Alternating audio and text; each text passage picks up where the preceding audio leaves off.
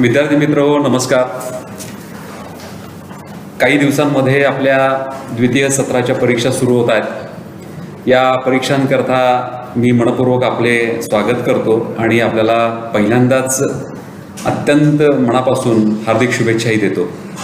या परीक्षांच्या माध्यमातून सावित्रीबाई फुले पुणे विद्यापीठाच्या अंतर्गत विविध अभ्यासक्रमातून आपण उत्तम गुणांनी परीक्षा पूर्ण कराल आणि पुढे जाल याच सदिच्छेसह आजची आपण सुरुवात करतो आहे.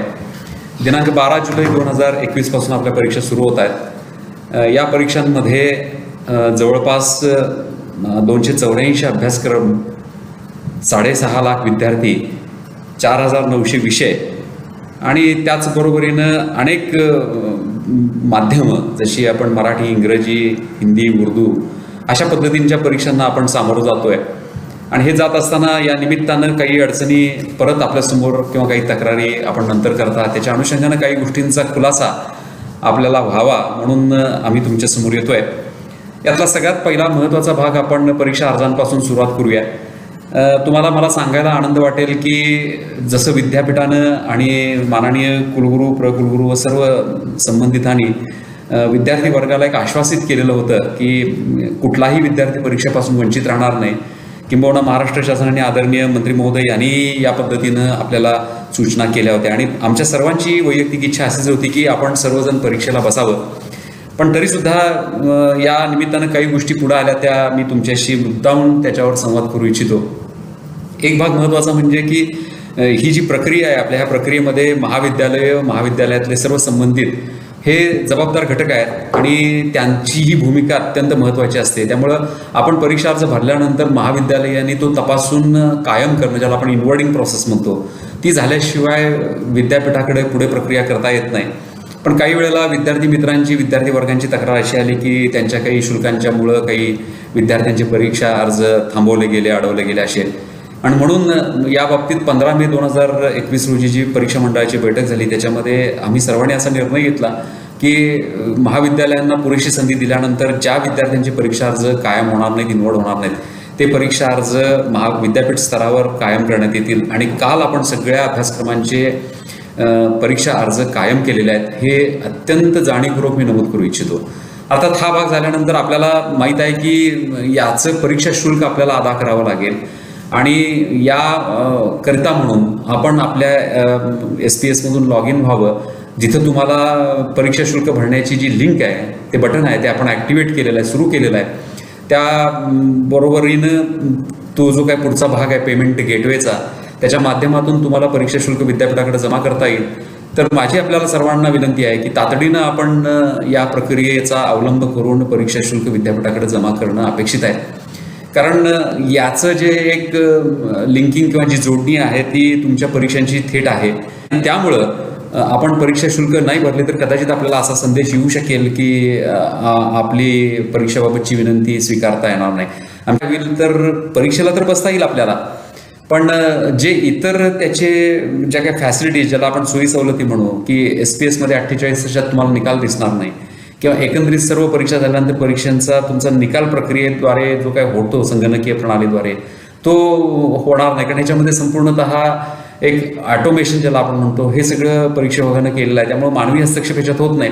हे सर्वांचे प्रयत्न आहेत की आपल्याला सर्वांना परीक्षेला निश्चितपणानं बसू द्यावं. आता याच्यानंतर आपल्याला नेहमीप्रमाणे माहीत आहे की आपले काही मित्र अत्यंत तत्पर असतात आणि जवळपास 30 दिवसांचा कालावधी आम्ही दिलेला आहे प्रत्येकाला. आणि याबाबतची वाच्यता, याबाबतचं जाहीर प्रकटन आपण विविध पत्रकातून, वर्तमानपत्राच्या माध्यमातून आपण केलेलं होतं. आणि सर्व विद्यार्थी वर्गांना मी विनंती केलेली होती. मला आठवतंय की मार्च महिन्यामध्ये आपण ही विनंती केलेली होती. परत त्यानंतर मे महिन्यामध्ये आपण इमिजिएट लगेच तातडीने विनंती केली की परीक्षा अर्ज जसा जसा ओपाट आपल्याला होईल, जसा जसा आपल्यासमोर येईल तसा तातडीनं परीक्षा अर्ज भरणं आणि तो कायम करणं, महाविद्यालयांकडून कायम करून घेणं ही प्रक्रिया होती, ती राबवली गेली नाही.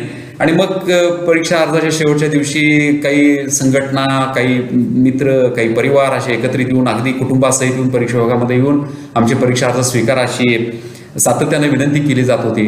अर्थात हा काळ अत्यंत कठीण आहे. आपण सगळेजण अत्यंत संक्रमण अवस्थेतून जातोय आणि एक आपण समजून घेऊया की ऑनलाईन पद्धतीने ही परीक्षा होते. प्रत्येक कॅन्डिडेट निहाय त्यानं भरलेल्या विषयानुरूप ही परीक्षा होते. आणि याचं मागे काम करणं इतकं कठीण आणि अवघड असं अशक्यप्राय काम असतं की ज्याच्याकरता किमान 10 दिवस आम्हाला लागतात. आणि अशा परिस्थितीमध्ये 12 तारखेला जर आपल्याला परीक्षा सुरू करायची असेल तर 5 किंवा 6 तारखेला तुमचे परीक्षा अर्ज कसे स्वीकारता येतील, ही बाब सुद्धा अत्यंत गांभीर्याने विचारात घेण्याची आहे. म्हणून थोडासा हा विचार आमच्याकडनं होतो की वेळीत मुदतीत आपण परीक्षा अर्ज भरले नाहीत. असो, ज्या विद्यार्थ्यांना परीक्षा अर्ज भरता आला नाही त्यांच्याकरता म्हणून आपण 10 जुलै रोजी परीक्षा व मूल्यमापन मंडळाची बैठक जाणीवपूर्वक आपण आयोजित केलेली आहे. मी आदरणीय कुलगुरू महोदयांचं या निमित्तानं अभिनंदन आणि त्यांचे आभार व्यक्त करू इच्छितो की त्यांच्या मार्गदर्शनानुसार आपल्या सर्व विद्यार्थ्यांना या पुन्हा परीक्षांमध्ये कसं समाविष्ट करून घेता येईल या दृष्टीनं प्रयत्न होतोय. आणि परीक्षा मूल्यमापन मंडळानं मान्यता दिल्यानंतर दिनांक 12 जुलै ते 14 जुलै 12, 13, 14 3 दिवस आपल्याला पुनश्च परीक्षा अर्ज भरण्यासाठी लिंक उपलब्ध करून देण्यात येईल आणि त्या माध्यमातून आपण परीक्षा अर्ज भरण्याचे आहेत. या बाबतीत महाविद्यालयांना आपण विनंती करूच की त्यांनी तातडीनं या बाबतीत त्यांचे अर्ज इन्व्हर्ट करावेत. तातडीनं त्याबाबतचे परीक्षा शुल्क अदायगीचं जे काही पेमेंट गेटवेचं जो काही माध्यम आहे त्यातून आपण करावी. आणि या विद्यार्थ्यांचा डेटा जितक्या लवकर आमच्याकडे येऊ शकेल तरच आपल्याला ते शक्य होईल परीक्षा घेणं. अन्यथा या विद्यार्थ्यांची परीक्षा स्वतंत्रपणानं घेण्यात येईल याची नोंद घ्यावी. नाहीतर तुम्ही परीक्षा 14 तारखेला भरला आणि 17 तारखेला माझा पेपर आहे परत विद्यापीठाकडे याचं काही कारण नाही आहे. आपल्या परीक्षा निश्चितपणानं होणार आणि त्या स्वतंत्रपणानं घेण्यात येईल. त्याचं वेळापत्रक तुम्हाला निश्चितपणानं कळवलं जाईल. ते तुमच्या ईमेल व्हॅलिड, ज्याला आपण ईमेल अकाउंट म्हणतो, त्याच्यावर येईल. SMS माध्यमातून आपल्या रजिस्टर्ड मोबाईल नंबरवर ते येईल आणि त्याचबरोबर आपल्या स्टुडंट्स प्रोफाईल सिस्टीममधून सुद्धा तुम्हाला कळवलं जाईल.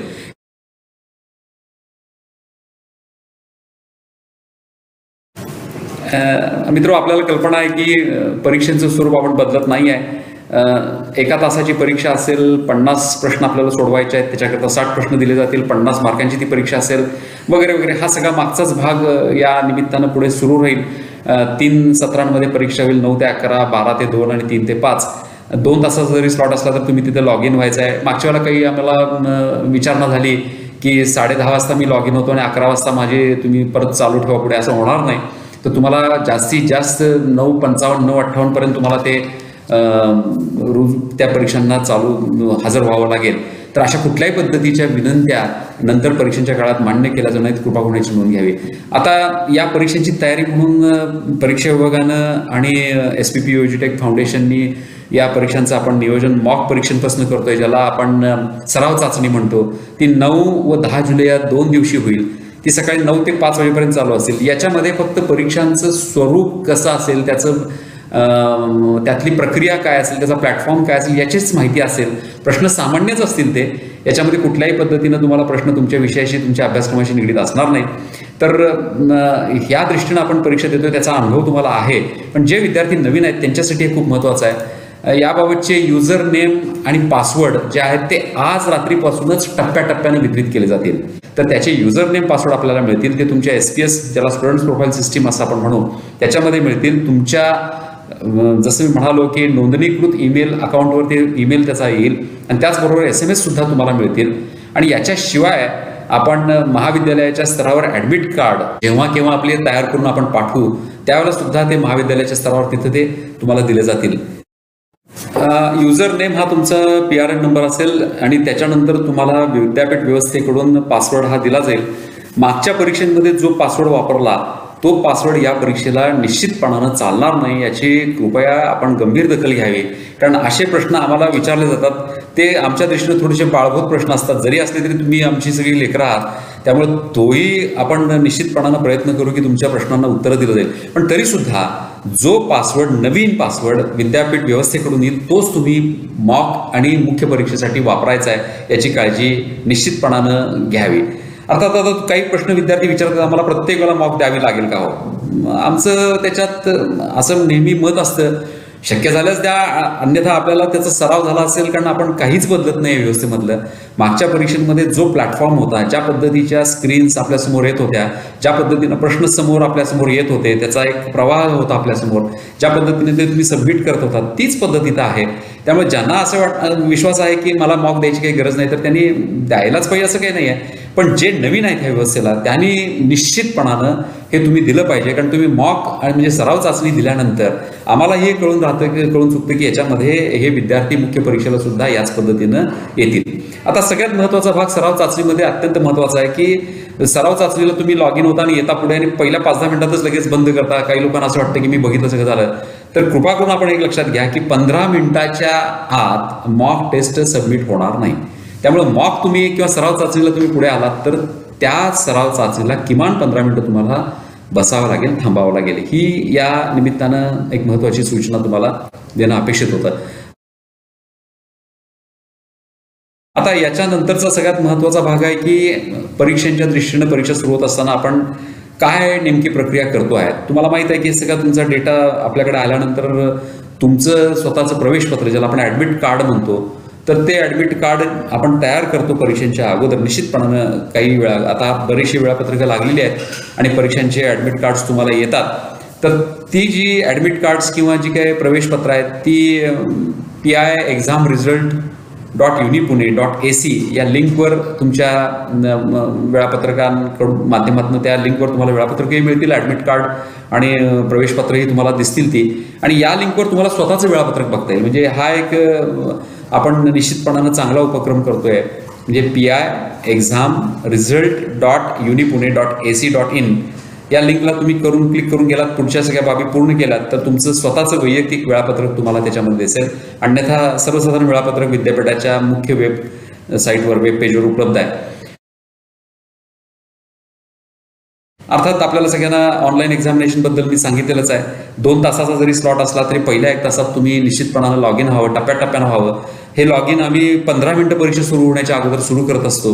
त्यामुळे 9ची परीक्षा असेल तर 8:45लाच हे स्लॉट सुरू होतात. त्यामुळे तुम्ही निश्चितपणानं त्या पद्धतीनं प्रयत्न करून पुढे जावं.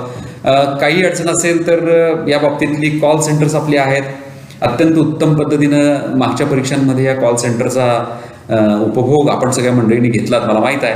पण त्याच्याबरोबरीनं आणखीन एक चांगली व्यवस्था विद्यापीठ प्रशासनानं आपल्यासाठी उपलब्ध करून दिली आहे. चॅटचा सपोर्ट आपल्याला अवेलेबल करून दिलेला आहे. जिथे कॉल सेंटरला गर्दी होते आणि एका वेळेला अनेक विद्यार्थी तो प्रयत्न करत असतात, मग तुम्ही 40 नंबर बसवा नाही तर 50 नंबर बसवा, एकदम 100 मुलं जर आली परीक्षा त्यावेळेला, तर कॉल सेंटर ही काही वेळेला नॉन रिस्पॉन्सिव्ह होऊन जातं, म्हणजे त्याला प्रतिसाद मिळत नाही. अशा वेळेला तातडीनं आपण चॅटबॉक्स बुडावा, चॅटबॉक्सच्या माध्यमातून आपण चॅट द्यावा. चॅटलाही उत्तरं देणारी आपली टीम स्वतंत्ररित्या काम करणारी आहे. त्यामुळे मित्रहो, माझी विनंती अशी राहील की दोन्ही माध्यमांचा उपयोग करावा. शक्यतो ऑनलाईन परीक्षा आपल्याला माहिती आहे त्याचं स्वरूप सगळं निश्चित केलेलं आहे. पण एक मागच्या परीक्षेतनं अनुभव आमच्या समोर असा येतो आहे आणि खरं म्हणजे आपण सगळे टेक सॅव्ही विद्यार्थी आहात. मला तुमचा बऱ्याच वेळेला हेवा वाटतो की आम्ही ज्यावेळेला शिकत होतो त्यावेळेला काय कम्प्युटरची अवस्था होती. म्हणजे XT सारखा कम्प्युटर की ज्याची मुख्य मेमरी 20 MB होती आणि काही केबिनमध्ये त्याची रॅम होती. पण तुमच्या हातात आज स्मार्टफोन आहे, तुम्ही लॅपटॉप, डेस्कटॉप इतक्या छान उत्तम पद्धतीनं वापरता. आणि हे सगळं वापरत असताना ऐन परीक्षेमध्ये तुम्हाला काय होतं हा प्रश्न माझ्यासमोर पडतो. कारण परीक्षेचा जो काही एक स्क्रीन आपल्यासमोर येतो, त्या स्क्रीनमध्ये इतक्या सुंदर पद्धतीनं, व्यवस्थित पद्धतीनं तुम्हाला सगळी माहिती दिलेली आहे. प्रश्न समोर तुमच्या येतो, तुमच्यासमोर प्रश्नांची नंबर असतो तो, त्याच्याशिवाय पुढे एक बटन असतं सबमिट नावाचं. त्याच्यानंतर तो जो पर्याय आपण निवडतो ABCD पैकी, तो पर्याय प्रश्न वाचून झाल्यानंतर आपण तो पर्यायाला रेडिओ बटन असतं त्याला आपण क्लिक करतो. या प्रश्न तुमच्या समोर येतो. प्रश्न समोर आल्यानंतर त्याच्याखाली उत्तर असतात. ते काही वेळेला उत्तर हे सांख्यिकीच्या स्वरूपात, काही वेळेला टेक्स्टच्या स्वरूपात असतात. आणि हे उत्तर, योग्य उत्तर निवडायची जी एक तुमच्याकडं भूमिका असते, ती भूमिका अशी असायला हवी की त्या उत्तराच्या समोर जे गोल रेडिओ बटन आहे त्याला क्लिक करणं अपेक्षित आहे. म्हणजे ते रेडिओ बटन हायलाईट झालं की नाही हे तुम्ही बघितलं पाहिजे. याचा विपर्यास कसा होतो की रेडिओ बटनच्या समोर जो आकडा असतो किंवा त्याच्यासमोर काहीतरी उत्तरांचा टेक्स्ट असतो, त्या टेक्स्टवर कुठेतरी क्लिक केलं जातं आणि मग विद्यार्थ्याला असं वाटतं की तुम्हाला असं वाटतं की मग माझं उत्तर मी सेव्ह केल्याने पुढे जातो, नेक्स्ट बटन आपण दाबतो, पुढचा प्रश्न येतो, अशा पद्धतीनं आपण करत जातो. पण मित्रांनो, काळजी ही घ्यायला हवी की ज्या उत्तराला आपण निवडणार आहे त्या उत्तराच्या समोर जे रेडिओ बटन आहे ते क्लिक करून त्याच्यामध्ये मधला भाग त्याचा काळसर झालाय की नाही, तो हायलाईट झालाय की नाही हे बघणं गरजेचं आहे. आणि हे केल्याशिवाय आपण नेक्स्ट बटन करून पुढे जाऊ नये, ही काळजी निश्चितपणानं आपण घेतली पाहिजे. आणि हा सगळ्यात या विषयातला महत्त्वाचा भाग आहे.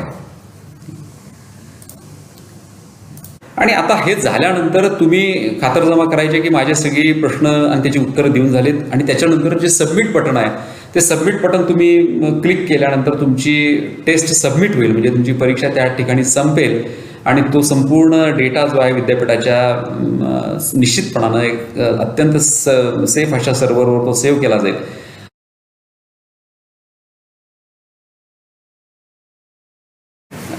48 तासांनंतर तुम्हाला तुमच्या SPS मध्ये तुमच्या त्या परीक्षांच्या त्या विषयाची कामगिरी निश्चितपणानं दर्शवण्याचा प्रयत्न विद्यापीठ प्रशासन करेल.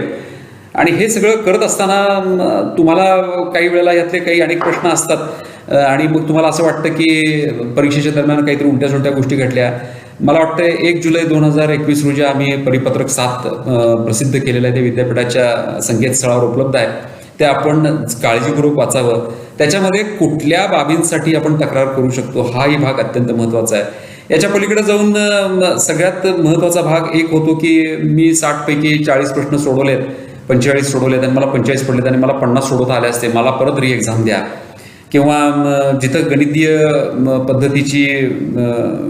पद्धतीचे विषय आहेत आणि तिथं आपण म्हटलेलं आहे की 30 प्रश्न असतील आणि त्यापैकी 25 प्रश्न आपल्याला सोडवायचे आहेत, तर या ठिकाणी माझी कामगिरी अत्यंत आणखीन सरस होऊ शकली असते तर री एक्झाम द्या. तर असं होणार नाही.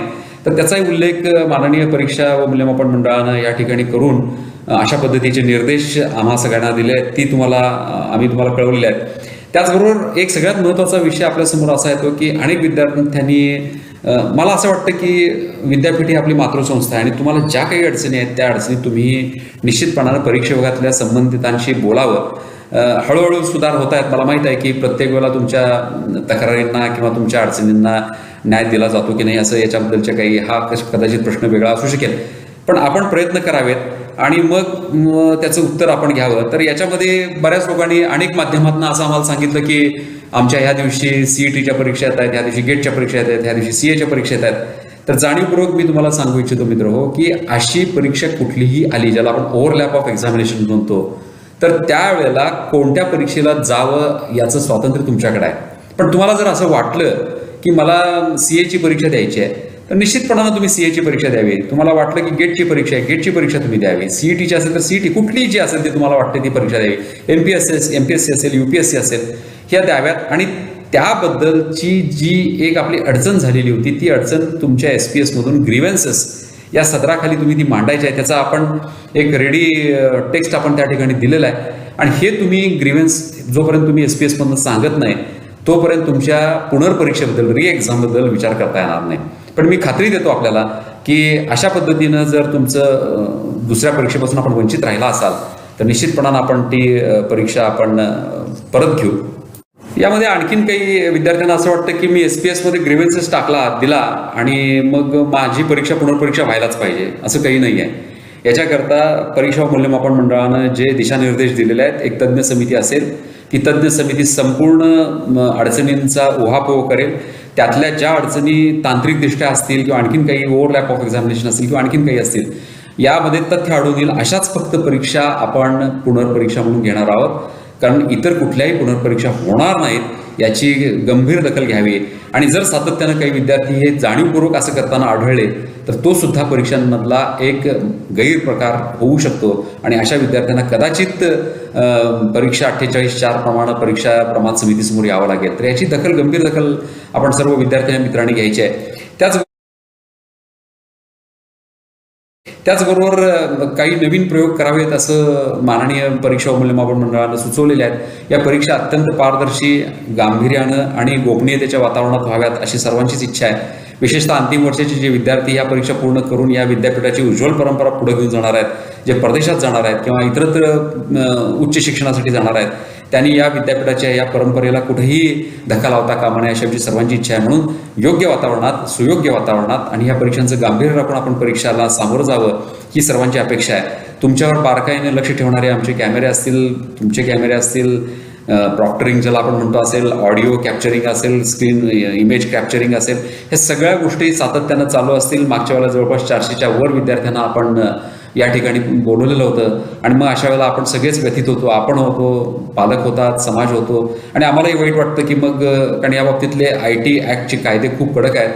मी तुम्हाला जाणीवपूर्वक सांगेन की IT act 2000, IT act 2000 revision 2016 याच्यामध्ये हा दखलपात्र अजामीनपात्र असा गुन्हा आहे आणि ज्याला 3 लाख रुपये आणि 3 वर्षाची सक्तमजुरी होऊ शकते अशा पद्धतीच्या सूचना त्या कायद्यात आहेत. आपल्याकडे समोर कायदा आहे, आपण उघडून बघावं. सेक्शन 66 टू सेक्शन 72 हे परीक्षांसाठी लागू होतात. त्यामुळे आमची नम्र विनंती तुम्हाला सर्वांना आणि तुमच्या पालकांना हीच राहील की आपण कुठल्याही पद्धतीनं अशा गैरप्रकारांमध्ये येऊ नये आणि परीक्षांचं गांभीर्य राखून आपण या परीक्षा द्याव्यात. विद्यापीठ प्रशासन नेहमी आपल्या पाठीशी आहे.